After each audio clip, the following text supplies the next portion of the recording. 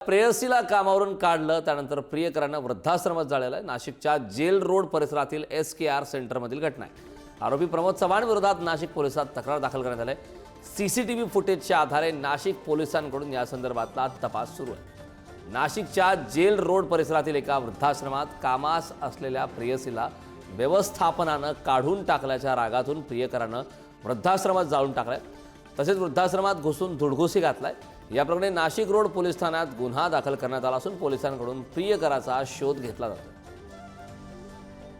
या संदर्भात ताजे अपडेट देण्यासाठी आपले प्रतिनिधी सुशांत पाटील आपल्या सोबत जोडले। सुशांत, खरं तर थेट वृद्धाश्रम जाळण्यात आल्याचं धाडस या तरुणाने केलंय। CCTV फुटेजच्या माध्यमातून ही माहिती समोर आली। काय सविस्तर माहिती आणि कारवाई संदर्भातली काय अधिकची माहिती? हो, नक्कीच। जेल रोड परिसरात एक वृद्धाश्रम आहे जे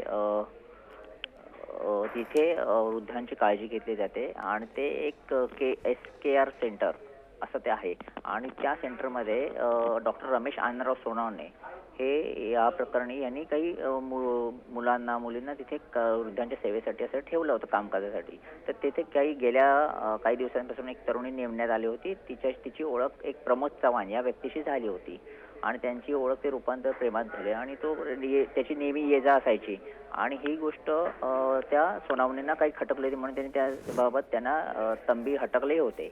मात्र ते प्रमाण वाढलं, त्यानंतर त्या पद्धतीने त्याच्यावर कारवाई करत त्या मुलीला तिथून काढण्यात आले आणि ह्याच त्या मुलीला काढल्याचा राग मनात ठेवून प्रमोद चव्हाण यांनी तिथे जाऊन पहाटेच्या सुमारास धुडगूस घातला आणि ते सेंटर जाळलं आणि तिथे कागदपत्र वगैरे असे सगळे ते जाळून टाकलेले आहेत। नक्कीच सुशांत, खूप खूप धन्यवाद या महत्त्वपूर्ण अशा माहितीसाठी।